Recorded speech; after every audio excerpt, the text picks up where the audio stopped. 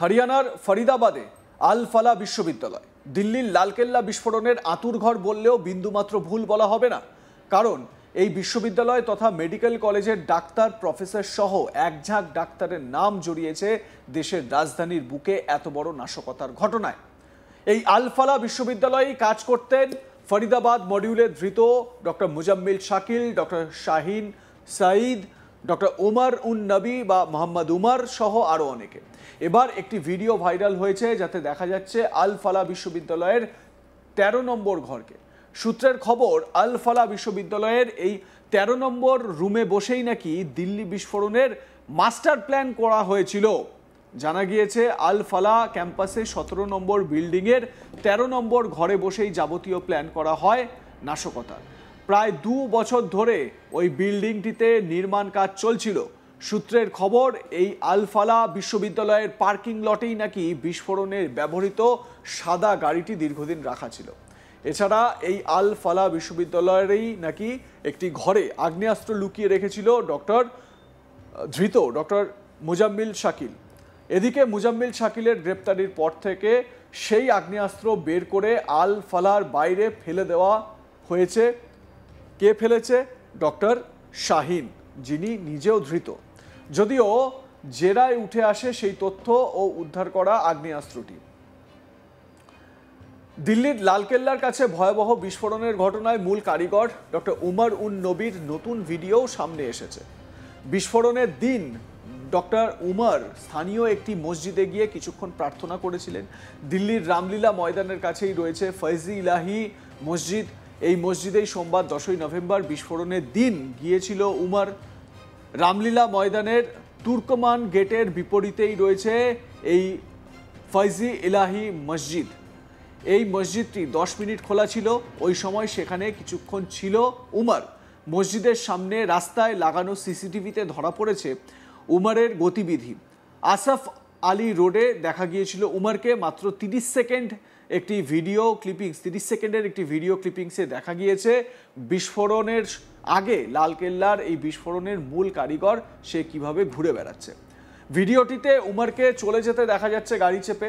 কিছুক্ষণের জন্য ঘাড় ঘোরানোয় উমরের মুখ স্পষ্ট দেখা গিয়েছে। মানে ওই মসজিদ থেকে বেরোনোর পর যে ছবিটা ভাইরাল হয়েছে সেই ছবিটাও আপনাদের দেখাবো। গাড়ির ভিতরে যে ছবি, এই গাড়ির ভেতরের যে ছবিতে তাতে করে কিন্তু মুখটা স্পষ্ট না, কিন্তু এই ভিডিওতে বা এই ভিডিও ক্লিপিংসে মুখটা একেবারে স্পষ্ট মোহাম্মদ উমেরের।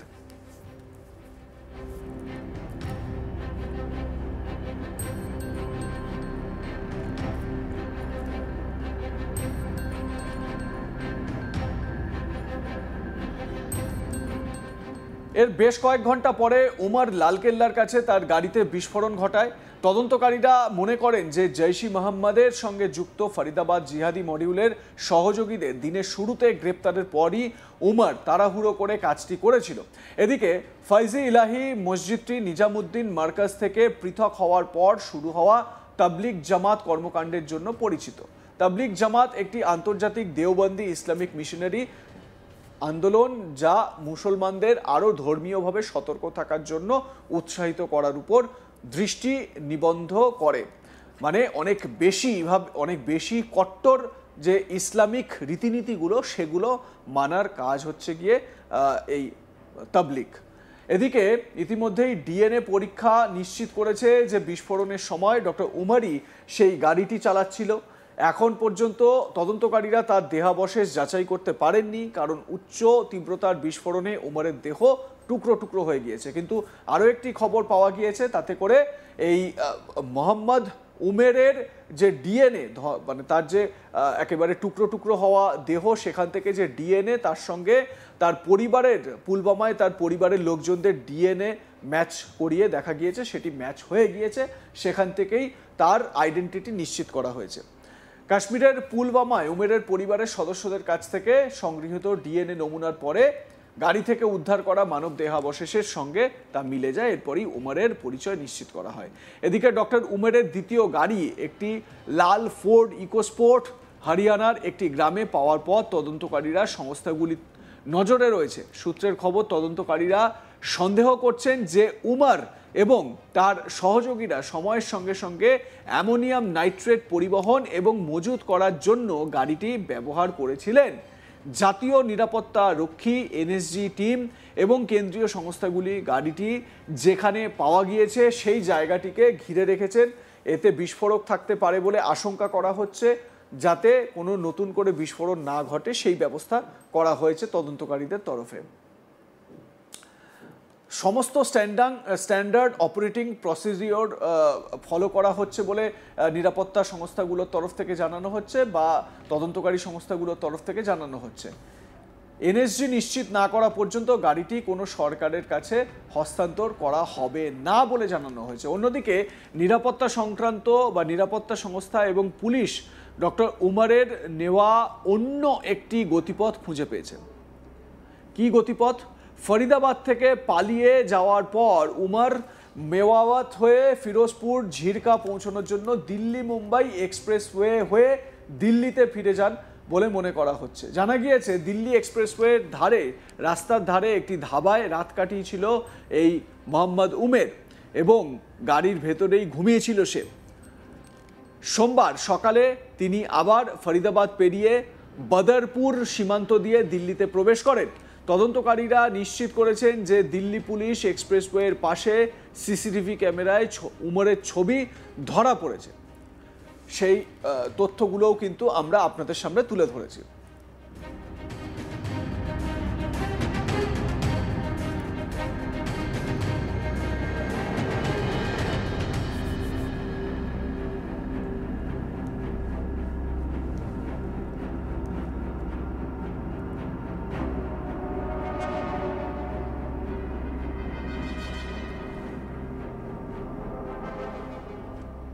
সোমবার ভরসন্ধ্যায় দিল্লিতে ঘটে যাওয়া বিস্ফোরণ তোলপাড় ফেলে দিয়েছে গোটা দেশে। সারা দেশের বিভিন্ন জায়গায় হাই অ্যালার্ট জারি করা হয়েছে। তদন্ত যত এগোচ্ছে উঠে আসছে একের পর এক চাঞ্চল্যকর তথ্য। জানতে পারা যাচ্ছে যে জিহাদিদের টার্গেট ছিল দেশের বড় বড় গুরুত্বপূর্ণ বেশ কয়েকটি মন্দির, যেখানে প্রচুর হিন্দুদের সমাগম হয় এবং সেখানে ব্লাস্ট করিয়ে তাদেরকে শেষ করে দেওয়া, এই হচ্ছে গিয়ে টার্গেট ছিল। আরও এক চমকে দেওয়ার মতো তথ্য উঠে এসেছে। সেটা কি? ইতিমধ্যেই যে সমস্ত সিসিটিভি ফুটেজ উঠে এসেছে তার ভিত্তিতে পুলিশ সূত্রে খবর, ফুটেজে দেখা গিয়েছে যে বিস্ফোরণে জড়িত গাড়িটি বিকেল 3:19 সুনেরি মসজিদ পার্কিং লটে প্রবেশ করে এবং প্রায় 3 ঘন্টা সেখানে দাঁড়িয়ে থাকে। তারপর সন্ধ্যে 6:48 সেখান থেকে বের হয়। মাত্র 4 মিনিট পরে সন্ধ্যে 6:52 সুভাষ মার্গ ট্রাফিক সিগন্যালের কাছে গাড়িটি বিস্ফোরিত হয়। আপনাদের মতামতের বিষয় কি জানাতে থাকুন, দেখতে থাকুন আজ তাক বাংলা। সাবস্ক্রাইব করুন আমাদের ইউটিউব চ্যানেলটি, বেল আইকন প্রেস করুন নোটিফিকেশন পেতে।